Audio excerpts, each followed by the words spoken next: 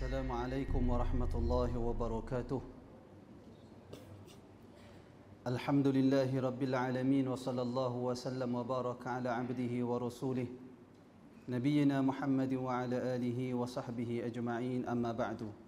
Baik tuan-tuan muslimin muslimat yang dikasihi sekalian, kita sambung semula kuliah kita kepada kitab Bahrul Madhi jilid yang ke-7 dan ke-8 pada perkara 165, bab berkaitan dengan jenazah. Qala al-mu'allif rahimahullah wa nafa'ana bihi wa bi'ulumihi fid darain amin. Masalah sakit dan bala dan bencana-bencana itu menghapuskan dosa. Kita dah terang dalam kuliah yang sebelum ni bahawasanya semua perkara musibah yang melanda seorang muslim, sama ada dalam bentuk sakit, sama ada dalam bentuk bala, sama ada sakit tu yang kena pada tubuh badan dia ataupun sakit yang kena pada jantung hati dia, yakni kebimbangan, rasa sedih, semua tu bila kita bersabar kita akan mendapat pahala di sisi Allah Subhanahu wa taala. Jadi dia nak terang, Syekh Idris Al-Marbawi, dia nak terang benda ni bukan setakat dia dapat pahala, akan tetapi semua musibah bala itu yang kena pada kita, dia berperanan menghapuskan dosa. Demikian itulah betapa banyaknya kelebihan yang Allah Taala berikan kepada kita. Lalu kata Syekh Idris Al-Marbawi, ya saudaraku, dengan hadis seperti yang di dalam masalah 163 yang telah kita baca pada kuliah yang lalu, dengan hadis seperti di dalam masalah 163 itu menunjukkan dan menjadi dalil atas orang yang sakit itu dapat pahala dan terhapus dosanya kerana sakit atau kerana bala yang turun ke atasnya atau kerana susah hati. Semua ni menghapuskan dosa, hatta susah hati, kesedihan, kebimbangan, rasa hati tak selesa, dengar satu berita, dengar satu perkhabaran lalu menyebabkan kita susah hati. Kita bersabar, kita mengharapkan Allah Subhanahu wa taala menghilangkan perasaan susah hati kita tu, dapat pahala dan dapat penghapusan dosa. Kelebihan yang begitu besar dari Allah Subhanahu wa taala. Sebab tu Allah, kita kena kenal Allah Subhanahu wa taala. Saya ingat bahasa Melayu yang mudah gambaran dia, Allah ni baik. Bahasa Melayu nak mudah habaq katanya, Allah Subhanahu wa taala ini Tuhan yang begitu baik. Dan jika sedikit kesusahan dan kepayahan dan kesakitan yang tanggung itu sekalipun yang ditanggung, kesusahan itu, kepayahan yang ditanggung itu, kesakitan yang ditanggung itu, sekalipun sedikit, tetap ada penghapusan dosa yang setimpal dengan kesusahan dan kepayahan yang dia tanggung. Yang pasti tetap ada dosa yang dihapuskan oleh Allah Subhanahu wa taala. Tuan-tuan, jika sedemikian Allah Subhanahu wa taala begitu baik dengan kita, maka setiap orang Islam kena berusaha untuk mengenali Allah Subhanahu wa taala lebih dekat. Seperti mana seorang Islam, seorang Muslim, seorang manusia, bila dia kenal seorang tu orang yang baik, dia akan berusaha untuk mendekati orang tu. Betul tak? Katalah di kampung kita ni ada seorang kaya yang begitu pemurah. Dalam hati kita, kita rasa apa? Kita teringin nak mendekati dia, kita teringin untuk dekat dengan dia, kita teringin dia kenal kita, kita kenal dia. Betul tak tuan-tuan? Itu sesama manusia. Maka bagaimana dengan Tuhan Allah Subhanahu wa taala yang begitu baik dengan kita? Mengapa kita masih lagi tidak mahu mendekatkan diri kepada dia? Sepatutnya kita akan berusaha mendekatkan diri kepada dia sehingga kita benar-benar kenal Allah Subhanahu wa taala. Lalu Allah Subhanahu wa taala memerhatikan kita dengan pandangan rahmat dan kasih sayang. Lalu Allah Taala mengurniakan kepada kita semua bentuk kebaikan dan menjauhkan daripada kita semua bentuk keburukan. Sepatutnya sedemikian. Sepatutnya sedemikian. Kemudian kata Syekh Idris Al-Marbawi, kata dia, kata Nawawi di sini iaitulah Al-Imam An-Nawawi rahimahullah. Kata dia, kata Nawawi rahimahullahu taala di dalam syarah Muslim, maka inilah ia yang sahih yang dikatakan oleh jumhur ulama atasnya. Inilah pandangan yang sahih, wallahu alam. Yang dimaksudkan dengan pandangan yang sahih ni iaitulah bila kita kena musibah, kita dapat pahala, kita bersabar, kita dapat pahala dan kita dapat penghapusan dosa. Kata Al-Imam An-Nawawi, inilah pandangan yang sahih yang dikatakan oleh majoriti para ulama. Kemudian sambung dia lagi, dan telah dihikayatkan oleh Al-Qadhi Iyad, dan telah diriwayatkan oleh Al-Qadhi Iyad daripada setengah ulama bahawasanya sakit dan bala itu mengkafarah ia akan sekalian dosa sahaja. Sebahagian para ulama seperti yang dinyatakan oleh Al-Qadhi Iyad. Al-Qadhi Iyad ni saya ingat dia meninggal sekitar 500 lebih, 540, 543 sedemikian. Saya ingat 540 dia meninggal dunia. Al-Qadhi Iyad. Seorang ulama ahli sunnah, orang alim, menjadi rujukan orang Islam sepanjang zaman. Dia menukilkan ada pandangan di kalangan ulama yang mengatakan musibah, bala, kesakitan, kesusahan yang melanda kita itu hanya berperanan menghapuskan dosa sahaja. Tak ada pahala, dia menghapuskan dosa sahaja. Dan tiada mengangkat ia akan derajat dan tiada dituliskan hasanah. Itu pandangan sebahagian ulama. Tetapi pandangan yang dikatakan pandangan yang sahih oleh Al-Imam An-Nawawi, pandangan apa? Iaitulah pandangan majoriti para ulama yang mengatakan sesuatu kesakitan, kesusahan, musibah yang melanda manusia itu dapat pahala, angkat darjat, hapus dosa. Itu pandangan yang lebih benar seperti yang disebut oleh Al-Imam An-Nawawi. Katanya, dan diriwayatkan seumpamanya daripada Ibnu Mas'ud, katanya sakit itu tiada ditulis akan dia pahala tetapinya mengkafaratkan dengan dia akan kesalahan sahaja, dan berpegang ia atas beberapa hadis yang di dalamnya mengkafaratkan kesalahan, dan tiada sampai kepadanya hadis-hadis yang tersebut di dalam Sahih Muslim dan Tirmizi yang mengatakan terangkat beberapa darjat dan dituliskan beberapa hasanat, intaha kata dia. Dikatakan Al-Qadhi Iyad, dia kata kat sini, katanya dan diriwayatkan seumpamanya daripada dia kata, dan telah dihikayatkan oleh Al-Qadhi Iyad.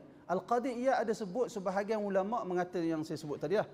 Akan tetapi Syekh Idris Al-Marbawi dia nukilkan perkataan Nawawi ni, Al-Imam An-Nawawi, yang mana ulama yang kata apa-apa musibah yang melanda orang Islam hanya menghapuskan dosa tetapi tidak memberi pahala dan tidak mengangkat darjat. Kata Al-Imam An-Nawawi, pandangan itu keluar disebabkan tidak sampai kepada mereka hadis yang ada di dalam Sahih Muslim. Demikian juga hadis yang ada di dalam Sunan At-Tirmizi yang menyatakan sesuatu kesalahan itu bukan hanya sekadar menghapuskan dosa, akan tetapi dia juga berperanan seseorang itu dikurniakan pahala dan diangkat beberapa darjat. Boleh jelas benda tu? Boleh faham? Perkara 166, masalah kepenatan dan duka cita itu menghapuskan dosa.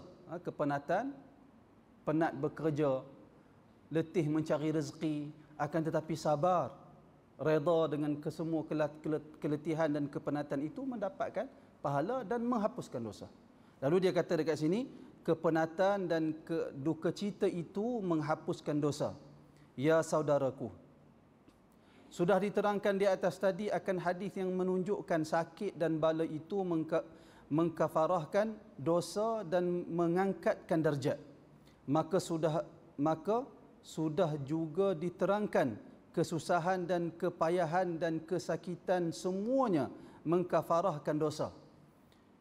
Bermula dalilnya dikeluarkan oleh Abu Isa, yakni diriwayatkan oleh Abu Isa At-Tirmizi. Bermula dalilnya maknanya bermula dalil, yakni hadis yang menjadi dalil akan bermula dalilnya dikeluarkan, yakni hadis yang menjadi dalil yang diriwayatkan oleh Al-Imam Abu Isa At-Tirmizi. Lagi satu hadisnya katanya, yakni ada satu lagi hadis yang menjadi dalil dalam perkara ini, iaitulah kata Al-Imam Tirmizi an Abi Sa'id Al-Khudri radhiyallahu anhu qala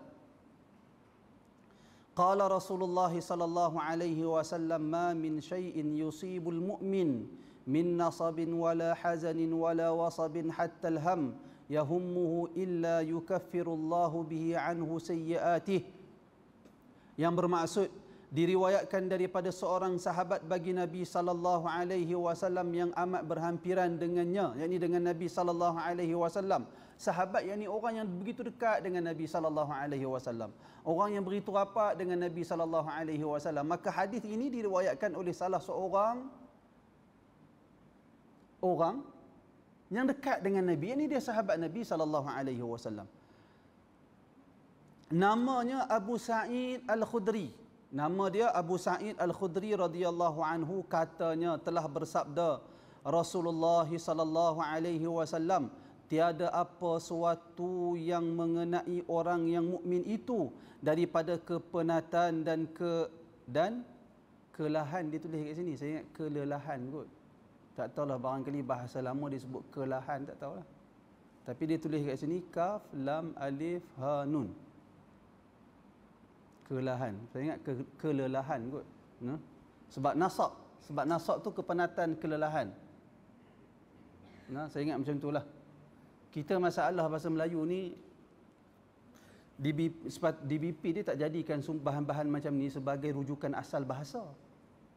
DBP dia rombak habis semua bahasa, menyebabkan bahasa-bahasa lama ni tak difahami oleh orang Melayu sekarang.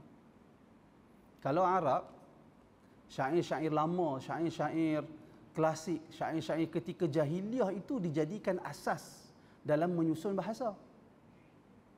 Tapi kita dah rombak semua, kita buat lain bahasa tu, lalu kita mengabaikan bahan-bahan seperti ini. Jadi menyebabkan orang hari ni tak cekap bahasa. Tapi ini orang Perak. Syekh Idris Al-Bawi ni orang Malaysia, Lubuk Merbau. Wallahu a'lam. Tapi kelelahan ni saya ingat dia terjemah kepada perkataan nasab. Nasab ni letih lah, kepenatan, kelelahan lah saya ingat. Daripada kepenatan dan kelelahan. Asalnya dia tulis kelelahan lah. Dan kelelahan dan kedukacita dan kesakitan hingga susah hati yang menyusahi akan dia, melainkan dikafaratkan Allah dengan dia daripadanya akan sekalian kesalahannya. Mana semua yang menimpa dia, sama ada kepenatan, kelelahan, duka cita, kesakitan, susah hati yang menimpa dia, semua itu berperanan menghapuskan dosa. Semua itu berperanan menghapuskan dosa dan kesalahan yang dia pernah lakukan. Sebab tu jangan mengeluh bila kita diuji oleh Allah Subhanahu wa taala dengan kesusahan. Sebaliknya kita kena bersabar, mengharapkan Allah Subhanahu wa taala segera hilangkan masalah yang melanda kita, kerana kita tahu dengan kesabaran itu Allah akan memberi pahala kepada kita. Bukan setakat pahala, bahkan akan dihapuskan dosa. Bukan setakat diberi pahala dan penghapusan dosa, diangkat pula darjat. Diangkat pula darjat kita di sisi Allah Subhanahu wa taala. Kata Abu Isa At-Tirmidzi, bermula ini hadis hasan pada ini bab. Intaha. Maknanya hadis ini hadis yang hasan, hadis yang boleh dibuat hujah, hadis yang kuat disandar, hadis yang kuat untuk dinisbahkan kepada perkataan Nabi sallallahu alaihi wasallam.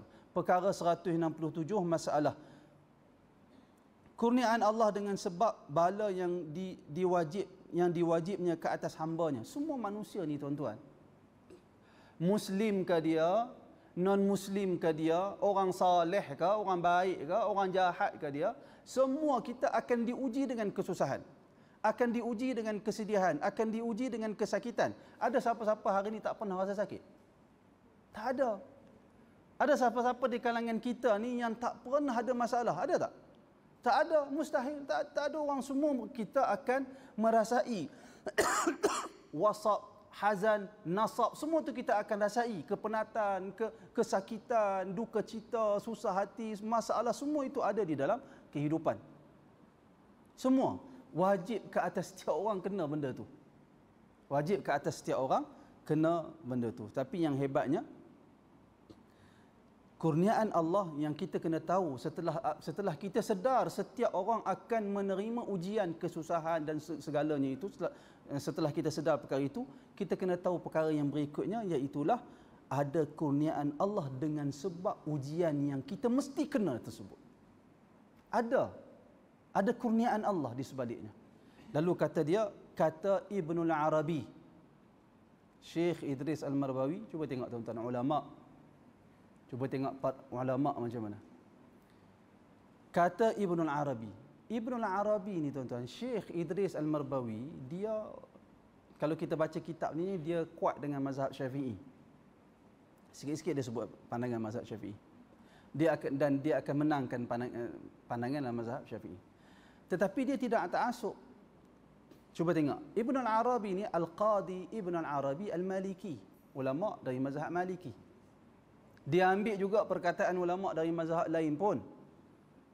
Kerana kebaikan mutiara yang berharga bukan hanya ada di dalam mazhab Syafi'i, tetapi ada juga dari mazhab-mazhab yang lain, disebut oleh para ulama dari mazhab yang lain. Lalu dia sebut kata Ibn al-Arabi di dalam syarah Tirmizi. Al-Qadi Ibn al-Arabi dia ada kitab syarah kepada Sunan Tirmizi. Di dalam syarah Tirmizi yang bernama, dia kalau siapa ada kitab, dia tulis ni tak berapa nak elok. Nama kitab tu, kalau di sini dia tulis alif lam ha waw zal ya. Tapi sebenarnya nama kitab syarah yang ditulis oleh Ibn al-Arabi kepada kitab Sunan Tirmizi, nama dia Aridatul Ahwazi. Sepatutnya di dalam syarah Tirmizi yang bernama Al-Ahwazi ataupun Aridatul Ahwazi, ditulis oleh Al-Imam Al-Qadi Ibn al-Arabi. Kata Al-Qadi Ibn al-Arabi, setengah daripada kurniaan Allah Ta'ala atas hambanya ialah dicubainya dengan beberapa balanya dan dibalasnya ke atasnya dengan pahala. Allah Ta'ala uji manusia dengan bala, tetapi Allah Ta'ala balas, Allah Ta'ala kurnia dengan pahala. Kata dia, kata Ibn Arabi, tetapi syaratnya, dia ada syarat. Kalau nak dapat pahala atas bala dan musibah yang melanda kita, kena penuhi syarat ni. Apa syarat dia? Tetapi syaratnya jangan ada marah daripada orang yang kena bala itu. Dia tak boleh marah. Tapi kalau sekali kena ujian, dia mengamuk habis, pecah habis pinggan mangkuk dalam rumah, tak boleh pahala. Tak boleh pahala. Kena sekali ujian, habis orang dekat dia sampai tangan dia dekat orang sekeliling dia, tak boleh pahala, bahkan dapat dosa pula lagi. Benda ni mudah untuk diungkapkan, mudah untuk dicakap, tetapi sukar untuk dilaksanakan. Melainkan orang-orang yang Allah Ta'ala berikan kelebihan, orang-orang yang Allah Ta'ala pilih mereka untuk dapat kawal diri mereka dari perasaan marah. Yang penting kita kena berusaha ke arah tu. Kita kena berusaha apabila kita ditimpa dengan ujian yang berat, kita sabar. Kena usaha. Jadi orang yang mengaji ni, orang yang mengaji agama, dia kena berlatih dari sekarang. Kalau berjalan tersepak apa-apa, dia jangan duk maki. Jangan duk maki. Kalau ujian kecil pun dia tak boleh sabar jaga mulut dia, kalau mari ujian besar bukan setakat maki, rumah dia bakar.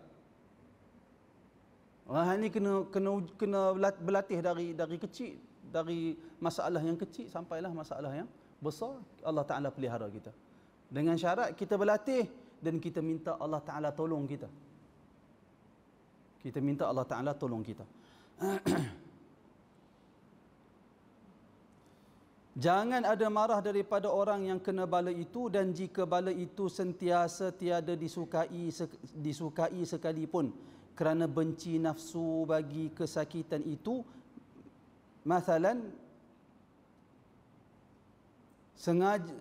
sengaja tabiat kita yang semula jadi, tetapi jangan disebut dengan lidah melainkan baik sahaja, intaha. Kita jangan marah bila ditimpa dengan musibah dan ujian. Sekalipun dalam hati kita ni tak sukalah ujian tu. Kesusahan, kesakitan, kesedihan. Ada orang suka sedih. Dapat sedih dia syok. Tak lama tak mari kesedihan kat aku. Ada orang macam tu? Tak ada. Semua kita tak suka kesedihan. Semua kita tak suka kesakitan. Semua kita tak suka kesusahan. Itu tabiat manusia. Tetapi perasaan tidak suka kepada musibah itu jangan diungkapkan pada bahasa. Tetapi sabar. yakin yang semua yang melanda dia itu adalah ketetapan dari Allah, dia bersabar dan dia mengharapkan pahala di sisi Allah Subhanahu wa taala. Kata dia lagi, setengah orang apabila turun ke atasnya sakit atau kerugian atau kebinasaan suatu yang disayangnya atau penat lelah ia dengan sebab suatu atau sebagainya, maka datanglah rumpusnya dan marahnya. Apa dia rumpus ni? Perangai kot. Wallahu a'lam. Nah, barangkali kot perangai kot nah. Sebab dan marah dia kata. Bila mari ujian yang macam tu dia marah. Tiada ia mim alif waw sad bara. Apa dia? Tiada ia mahu sabar. Tiada ia mau sabar. Bahasa ni. Tuan-tuan kena beli kitab ni tuan-tuan. Kita baca sama-sama, kita tengok bahasa Jawi ni macam mana. Bahasa kita. Orang sekarang tak mau belajar Jawi. Buat macam-macam mereka buat. Kita belajar. Masalah orang Melayu sendiri tak nak belajar Jawi. Subhanallah. Orang masjid kena tahu Jawi. Jawi mendorong seseorang kenal kalimah-kalimah Arab. Tambah kitab-kitab yang macam ni, Syekh Idris Al-Marbawi dia saat-saat dia sebut perkataan Arab dalam kitab dia. Nanti kita akan tengok. Nah. Jadi sebahagian orang bila dikenakan ujian, tiada ia mahu sabar dengan banyaknya. Tiada ia mahu sabar dengan banyaknya, bahkan kalau kuat sakitnya, makin sangat ia mengaduh. Makin sangat dia beraduh lah. Makin sangat dia beraduh dan mempermaki sakit itu sampai mempermaki Tuhan yang menjadi akan dia. Na'udzubillahi min zalik. Sebahagian orang ditimpa kesakitan, dia jadi perongoh, dia jadi marah, dia maki sakit sampai ke satu tahap dia memaki Tuhan, wal'iyadzubillah. Na'udzubillahi min zalik. Ada tak perkara ni berlaku? Ada. Sebab tu kita akan tengok sebahagian orang Muslim ketika dia sihat, dia menunaikan salat. Dia rajin berpuasa, dia menunaikan salat. Puasa sunat, puasa fardu confirm dah dia buat. Puasa sunat lagi dia rebut. Tetapi bila di hujung usia Allah Ta'ala uji dia, dia tinggalkan salat. Na'udzubillah. Kena sabar tuan-tuan. Benda ini semua adalah ujian dari Allah Subhanahu wa taala. Dan kata dia lagi, dan jika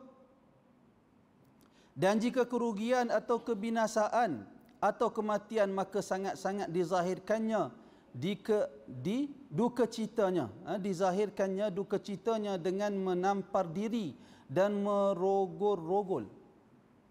merogol-rogolkan rambut. Dia kata, dia bagi rambut dia apa? Bahasa kita apa? Dia tulis sini, dan merogol-rogolkan rambut dan mencarikan kain baju. Dia bagi rambut dia serabut dan dia koyakkan baju dia, dan menconting-conting muka dan meratap-ratap dan berbanyak-banyak cakap yang mendatangkan sayu dan rayu. Dia duduk mengeluh kat orang, mengadu kat orang. Kan itu kata para ulama, antara seburuk-buruk manusia apabila dia mengadu tentang Allah dekat manusia. Faham? Seburuk-buruk manusia dia mengadu tentang Allah dekat manusia. Subhanallah. Macam mana ada orang sedemikian? Allah Ta'ala beri sakit kat dia. Aku ni sakit tak sudah-sudah. Bila nak sembuh tak tahu. Dia mengadu kat orang. Dia mengadu tentang siapa? Dia mengadu tentang siapa? Tentang Allah Subhanahu wa taala, sedangkan Allah Ta'ala itu tempat pengaduan. Bangun malam mengadu, ya Allah, sudah setahun aku sakit, sembuh penyakit aku, ya Allah. Jika ada kesalahan aku, janganlah engkau kenakan hukuman disebabkan kesalahan yang aku lakukan. Ya Allah, sesungguhnya engkau Tuhan yang maha kaya. Jika ada kesalahan aku, tidak memberi apa-apa mudarat kepada engkau, ya Allah. Tolonglah ampunkan kesalahan aku, sembuhkanlah penyakit aku. Allah itu tempat kita mengadu. Allah Ta'ala itu tempat kita mengadu berkenaan dengan semua orang. Kita mengadu dekat Allah. Tapi ada orang yang paling teruk, dia mengadu kepada orang tentang Allah Subhanahu wa taala. Seperti Allah Subhanahu wa taala tidak berbuat baik kepada dia. Wah, ini kita jangan jadi sedemikian.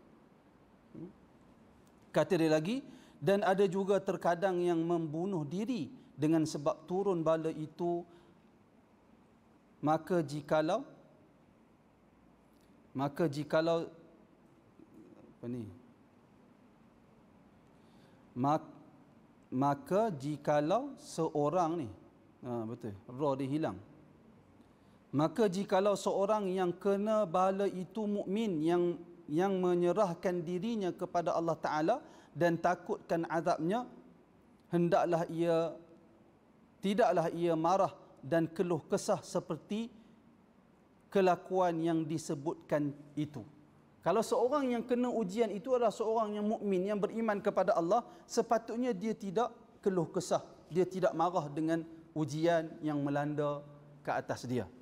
Bahkan sabar ia, bahkan sepatutnya seorang yang beriman jika diuji oleh Allah, sepatutnya dia bersabar.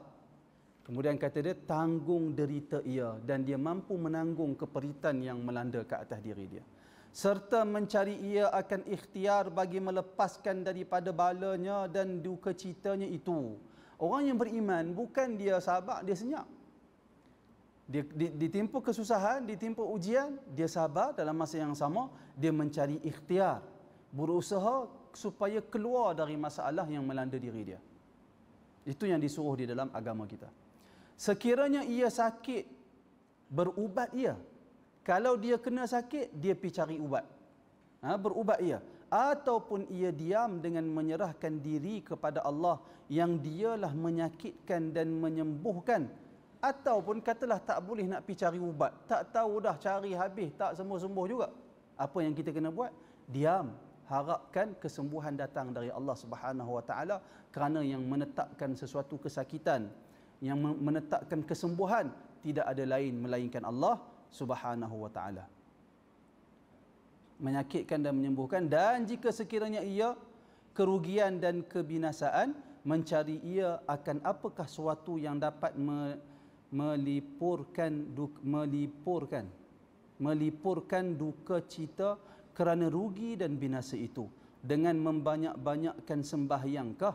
Barangkali dengan cara nak menghilangkan duka cita itu, antara cara dia dengan memperbanyakkan sembahyang, atau membanyak-banyak menghadap orang yang mengajikan, ada bukan? Atau membanyak-banyak menghadap orang yang mengajikah? Pergi kuliah. Datang kuliah ni tuan-tuan, sebenarnya dia merupakan ubat kepada duka cita. Kerana kuliah, membaca Al-Quran, memahami tafsir Al-Quran, memahami hadis, dengar ustaz syarah hadis, sebenarnya ia merupakan makanan kepada roh. Makanan kepada roh. Jadi bila kita hadir kuliah, sepatutnya dia boleh menghilangkan rasa duka cita kita. Sepatutnya. Nah? Ya. Ya.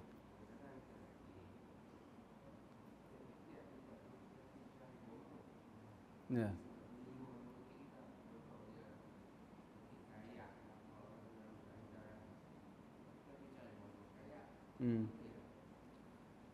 Kalau kita sakit, contoh kita kena kayak, kita pergi cari bomoh kayak, itu termasuk di dalam usaha untuk sembuh daripada penyakit. Cuma bomoh tu kena pastikan betul-betul dia tak buat perkara-perkara yang dilarang, ditegah oleh syarak. Dia tak buat perkara-perkara syirik, dia tak buat perkara-perkara khurafat. Kalau dia jampi dengan menggunakan ayat Al-Quran, tak ada masalah. Boleh. Boleh, tak ada masalah. Wallahu a'lam.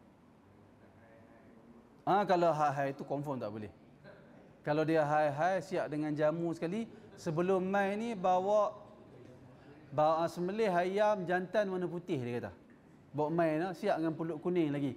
Lepas tu dia hai sekian, itu confirm tak boleh. Confirm tak boleh. Dia tegah di dalam agama, dan perbuatan itu bahaya. Boleh menyebabkan seseorang itu melakukan kesyirikan. Tak semestinya dia syirik lah, tengok apa i'tiqad dia. Tapi orang Islam kena elak bomoh-bomoh yang seumpama tu. Bomoh-bomoh yang duk hai-hai tu kena elak. Haram. Tak tahu macam mana duk dengar hai-hai.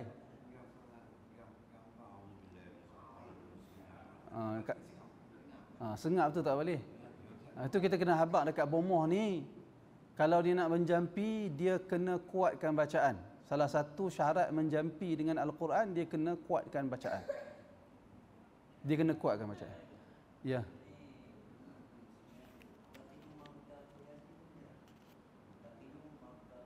Hadis laqinu mautakum biyasin tu hadis yang tidak sahih.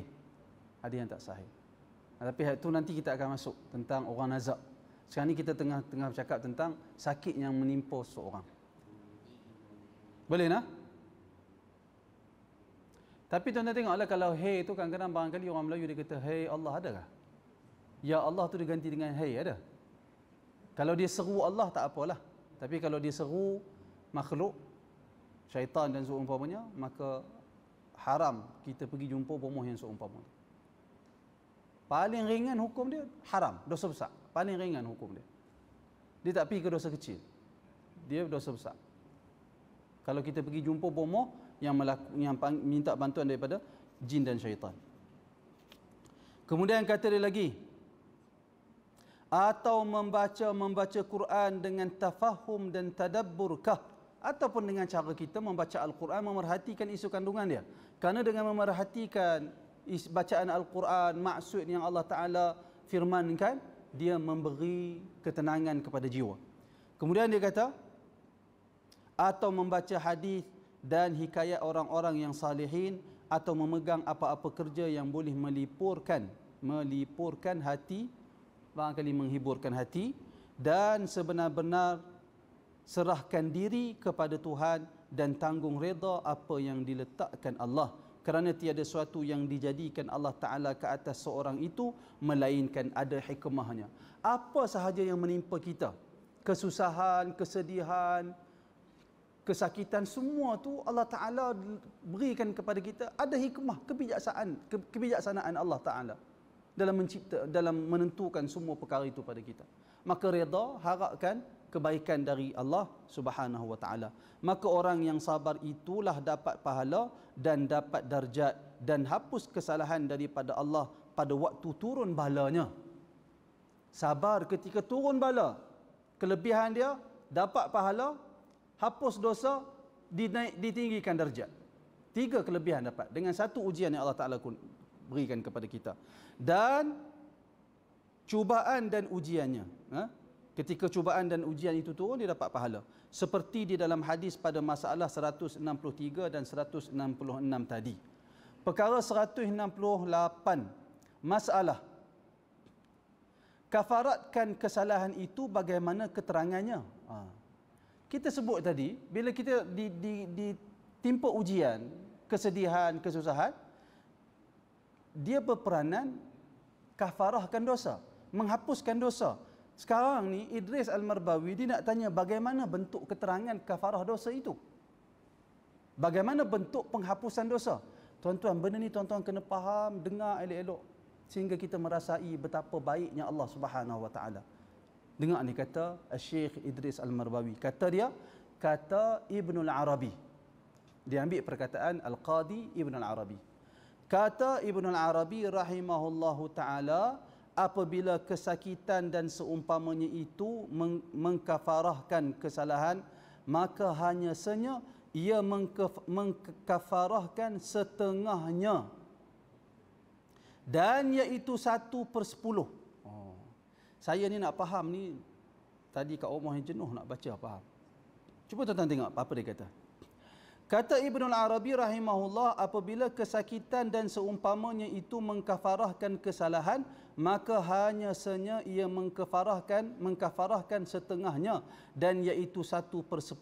Kerana bahawasanya satu daripada bala itu dibilangkan dia 10, maka ialah asalnya 1/1, dan ia dengan hukum ganda dengan ganda. Walhamdulillah, intaha. Apa yang tuan-tuan faham? Oh, saya waktu sebelum mai sini baca perenggan ni penin bala.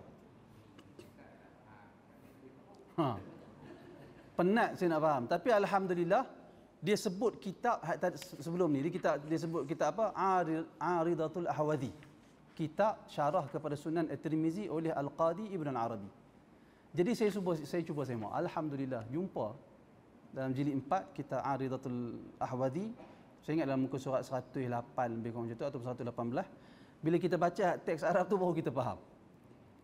Oh, malang orang Melayu ni bahasa Melayu tak faham, baca teks Arab baru faham. Padahal kita orang Melayu. Maksud dia macam ni. Cuba kita tengok.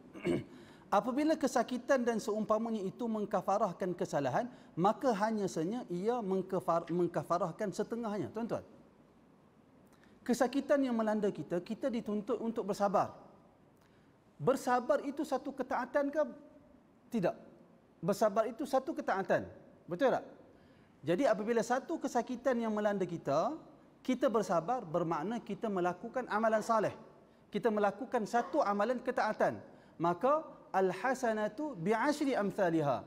Satu amalan baik yang kita lakukan, dalam kes ini kesabaran yang kita lakukan itu dikira satu amalan dan satu pahala dan digandakan 10. Betul tak? Sesuatu amalan saleh akan digandakan 10 oleh Allah Subhanahu wa taala. Jadi amalan saleh yang kita sedang bincangkan ini adalah sabar ketika menimpa kesakitan. Sabar itu amalan saleh. Satu amalan saleh tetapi dia digandakan kepada 10. Jadi yang mengkafarahkan dosa itu, yang mengkafarahkan satu dosa bukan 10 tu. 1/10 daripada amalan saleh yang kita buat itu menghapuskan satu dosa. Ada berapa lagi amalan saleh kita?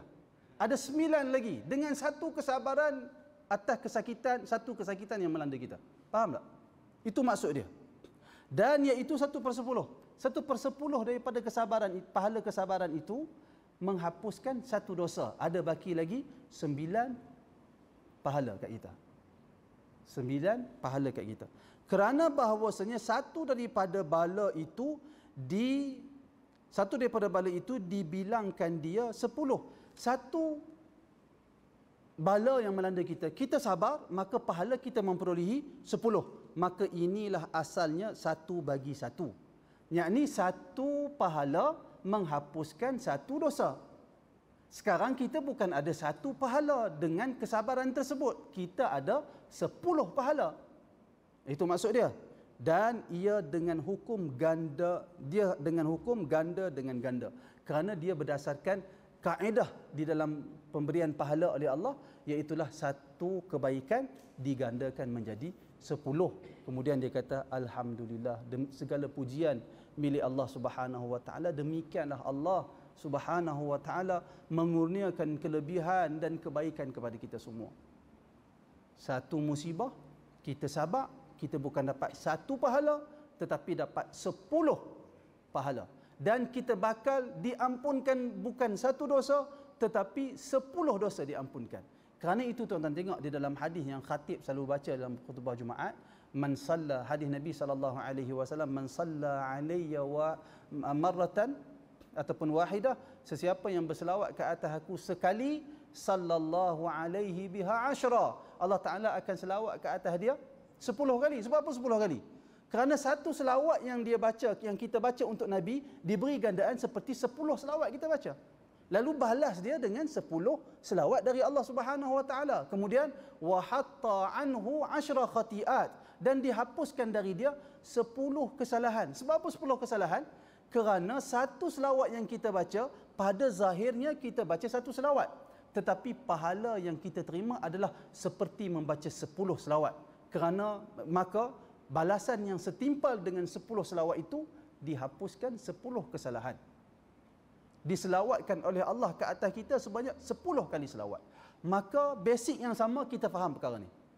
Basic yang sama kita faham perkara ni. Kesakitan, kesusahan, kesedihan sekali, kesedihan, satu kesakitan, satu kesedihan yang melanda kita, kita sabar, yang mana sabar itu merupakan amalan saleh, maka dia dikira sebagai satu pahala, dan setiap satu pahala yudha'af bi'ashri amthaliha, akan digandakan menjadi 10 pahala kita dapat. Maka setiap pahala tu 1/10 daripada pahala yang kita perolehi itu akan menghapuskan satu kesalahan. Jadi 10 pahala, 10 kesalahan akan dihapuskan. Kelebihan Allah Subhanahu wa taala ke atas kita semua. Babu ma jaa fi iyadatil marid. Bab yang telah datang ia pada menyatakan ziarah orang yang sakit. Wallahu taala alam. Tuan-tuan ada soalan, dipersilakan. Ada nak tanya apa-apa? Ya.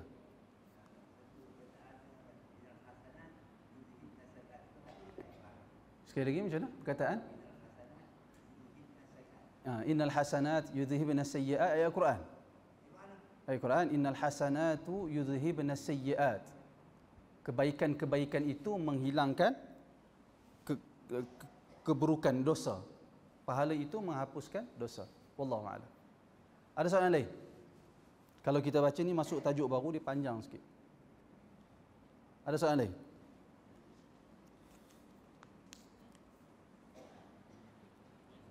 Tak ada soalan, kita baca balik ni. Ada berapa minit lagi untuk azan Isyak?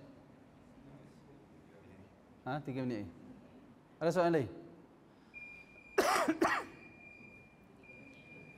Baik, ayat Al-Quran yang ditanya tadi dari surah Hud ayat 114. Allah Subhanahu wa taala berfirman, wa aqimis salata tarafayn nahari wa zulafan minal lail innal hasanati yudhhibna sayyi'at dzalika dzikra lidzakirin. Yang bermaksud, dan dirikanlah salat pada dua hujung siang, pagi dan petang, dan pada bahagian permulaan malam, perbuatan-perbuatan baik itu menghapuskan kesalahan-kesalahan. Itulah peringatan bagi orang-orang yang selalu mengingati Allah Subhanahu wa taala. Innal hasanati yudhhibna sayyi'at. Surah Hud ayat 114. Wallahu a'lam. Ada soalan lain? Ya. Ya. Ya.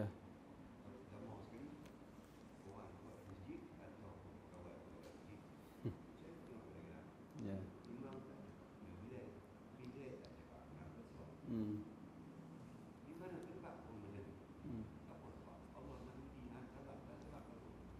Pertama, memang dia semua tu merupakan ujian dari Allah Subhanahu wa taala, dan perkara ni saya sebut dalam di kuliah saya tempat lain pun. Semua orang Islam, terutamanya orang-orang masjid ni, kena berusaha elakkan permusuhan, elakkan perkelahian. Dia kena sabar, dia kena usaha. Jangan ada dah sekarang ni AJK masjid, sebahagian jemaah masjid hak belah kiri tak bercakap dengan belah kanan. Tak mau dah benda ni. Semua orang kena berusaha. Apakah kita tak rasa bimbang bagaimana orang begitu biadab dengan orang Islam pada hari ini? Tak bimbang. Masih nak berkelahi sama orang Islam. Datang masjid yang sama, menyembah Tuhan yang sama. Bersyahadah dengan syahadah yang sama. Asyhadu an la ilaha illallah wa asyhadu anna Muhammadar Rasulullah.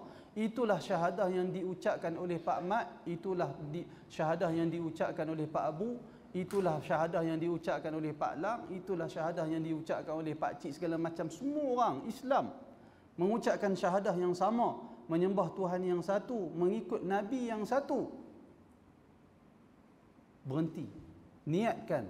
Kalau kita ada masalah dengan orang lain, kata Nabi SAW, orang yang paling baik sekali adalah siapa yang memulakan salam. Kata para ulama, hadis itu menunjukkan sesiapa yang memulakan salam, dia merupakan kafarah kepada kesalahan dia bermusuhan dengan semua orang Islam. Kena usaha. Ustaz, dia kata kat saya terasa. Niatkan nak pahala di sisi Allah Subhanahu wa taala. Harapkan bila kita beralah, kita memberi kemaafan. Apa maksud memberi kemaafan? Memberi kemaafan membawa maksud sebenarnya kita boleh buat dengan dia, tapi kita tak nak buat. Kita abaikan hak kita. Ingat pahala di sisi Allah Subhanahu wa taala.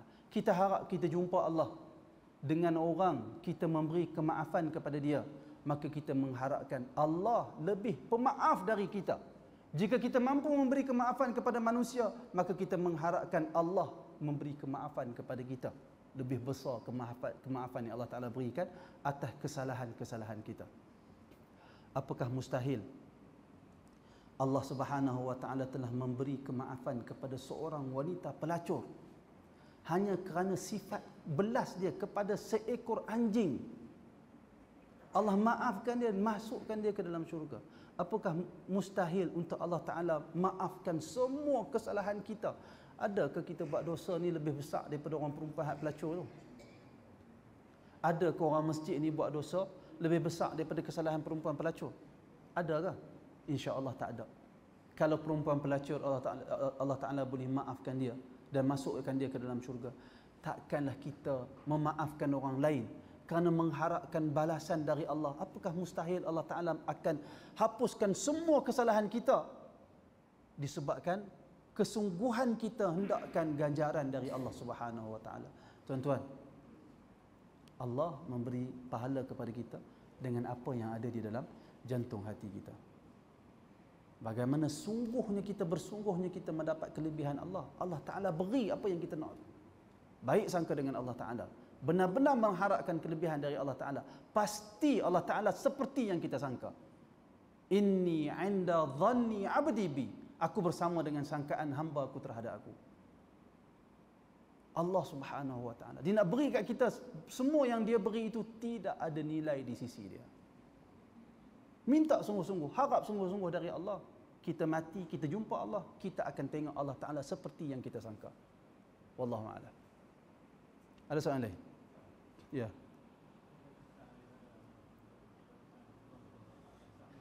Ya, betul. Terima kasih dengan peringatan. Bagus sahabat kita peringatkan kita. Tujuan kuliah ni macam ni, tuan-tuan.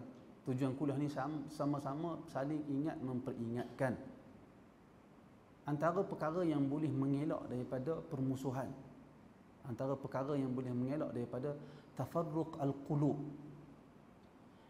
daripada berselerak hati kita, jantung hati kita tak bersatu, antara perkara dia benda yang gaib, kita tak tahu, tetapi Nabi SAW sebut. Nabi kata la taftariqu, jangan kamu semua berselerak di dalam saf, fataftariqa qulubukum, akan berselerak hati-hati kamu. Nabi suruh kita perelokkan saf. Istawu wa'tadilu, luruskan saf, rapatkan saf. Tarasu, atimmu saffal awal fal awal, bagi rapat, bagi belaga badan, penuhkan saf yang pertama terlebih dahulu sebelum buat saf yang berikutnya. Semua itu antara hikmah memperelokkan saf di dalam salat jamaah, iaitulah kesatuan orang Islam. Kalau tuan-tuan tanya saya, "Mai kesatuan kok mana Ustaz?" Saya tak tahu nak jawab. Tetapi Nabi SAW bagi tahu kepada kita, saf dibuat dengan baik mendatangkan kesatuan jiwa. Tuan-tuan, kalau seorang dia marah kat seorang, kita marah kat seorang, kita boleh tak duduk tepi dia belaga badan dengan dia? Boleh? Boleh tak? Tak boleh. Manusia ni tak boleh. Dia nampak orang kelilingan dia duduk sebelah kiri, dia tak pergi sebelah kiri, dia pergi belah kanan. Tapi tuan-tuan, cuba tuan-tuan bayang, kalaulah seorang tu ada masalah dengan kita, dia duduk sebelah kiri, kita tengok dia duduk sebelah kiri, tapi kita nak habaq kat dia, kita berkelahi 5 hari lepas, aku tak simpan dalam hati. Kita pergi duduk sebelah dia, kita letak tangan dia bagi kena tangan dia, tangan kita bagi kena tangan dia, bersentuhan tubuh dengan dia. Dia rasa macam mana dalam salat? Dia kawan aku ni, walaupun aku maki kat dia, dia tak marah kat aku. Ini masalah. Kalau dia lari, masalah orang masjid tak reti-reti masalah dia. Tak apalah, itu ujian kita juga untuk sama-sama beri penerangan kepada jemaah, terang kepada jemaah, sabar dengan sikap jemaah. Sabar. Kita susah hati tuan-tuan tengok perangai kawan-kawan kita tak apa-apa kan. Tambah kalau tuan-tuan jadi imam, susah hati kita kadang-kadang tengok perangai jemaah. Jemaah pula susah hati juga tengok perangai imam. Kan? Sama-samalah bersabar dengan perangai kawan kita dan kita buat yang terbaik. Tegur dengan baik, buat yang terbaik. Wallahu a'lam. Ya. Macam mana?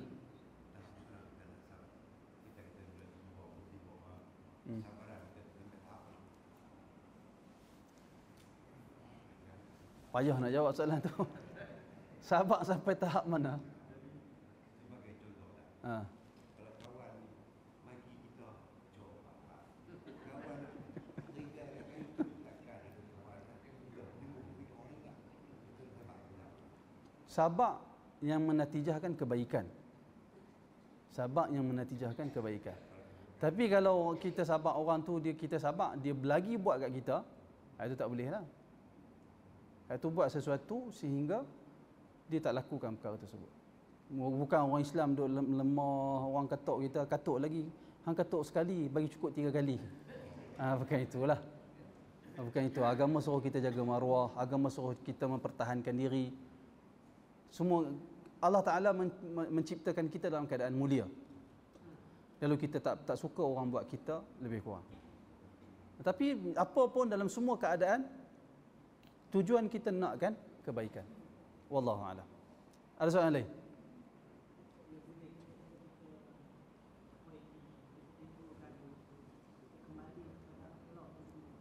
Ya, betul.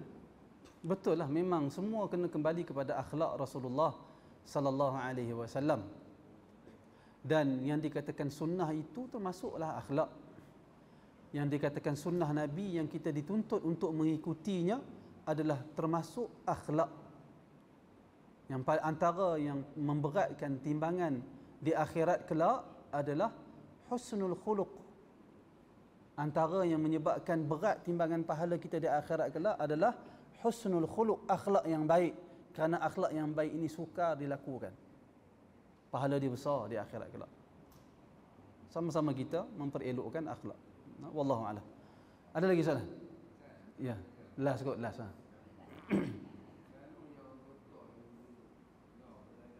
Ya.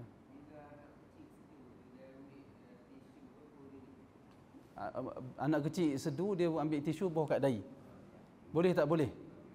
Tengok sebab. Kalau dia ada sebab musabab dia, boleh, tak ada masalah. Katalah mereka orang tua-tua dulu dia percaya dekat sini ada barangkali ada laluan urat apa semua. Ataupun dari khibrah, dari pengalaman. Beberapa pengalaman budak sedu dia letak benda sejuk dia bawa kat dahi ni, budak tu hilang. Cara yang sedemikian dia iktiraf di dalam agama. Tak salah. Tak salah. Dia bukan buat masalah. Dia berbuhayak kerana dia beranggapan buhayak tu dia datangkan sedikit kesejukan, lalu dia bantu saluran darah apa segala macam, sebab hilang sedu. Pengalaman membuktikan benda tu terhasil, dia diiktiraf sebagai salah satu cara perubatan. Kerana perubatan tu barangkali dengan kajian, barangkali perubatan yang berbentuk jampian, dan perubatan itu juga boleh dengan melalui khibrah, pengalaman buat sekian, mujarab. Mana mujarab lah, benda yang mujarab, benda yang teruji, benda yang telah terbukti. Melalui pengalaman, benda tu diiktiraf di dalam agama. Wallahu a'lam. Melainkan pada hari ini katalah doktor kata, pakar kata tak ada kaitan dahi dengan sedu. Tak ada kaitan. Kebetulan yang berlaku. Itu kita tak payah buat dah lah. Kita tak payah buat. Tapi doktor ni pula kena tengok juga, doktor betul-betul pakar lah bidang dia. Kalau dia doktor kulit, untuk dia sebut benda ni barangkali tak betul perkataan dia tu. Jadi memang doktor yang pakar bahagian kepala ni, dia bila dia sebut, kita ambil kira perkataan dia. Wallahu a'lam. Saya ingat sekadar itu sahaja, insya-Allah kita tangguh kuliah kita sehingga ke minggu berikutnya. Minggu depan ada kan? Ada kuliah di sini, insya-Allah kita sambung kitab Bahrul Madhi. Dan kalau tuan-tuan boleh beli kitab ni, baguslah. Saya akan cuba photostat lah, tapi tak janji. Saya akan cuba photostat untuk sama-sama dia ada bahan untuk dia pegang, dia baca. Sama-sama kita baca. Ya. Sekali lagi. Kitab Bahrul Madhi. Kitab Bahrul Madhi, ya. Jangan baca Rumi, kita baca Jawi. Kita belajar sama-sama. Rumi ada, soalan dia Rumi ada tak? Ada Rumi. Ada Rumi, tapi tak syok lah. Kita baca Jawi lah. Jadi kita duduk kat rumah kita tu ada kitab ni. Anak kita, cucu kita kata, tengok kitab ni, kitab Tok Wan dulu ni, ayah dia kata. Dia tahu, Tok Wan dia orang mengaji. Tok Wan dia orang mengaji. Pah dia Tok Wan lah. Tok dia orang mengaji. Jadi, ya.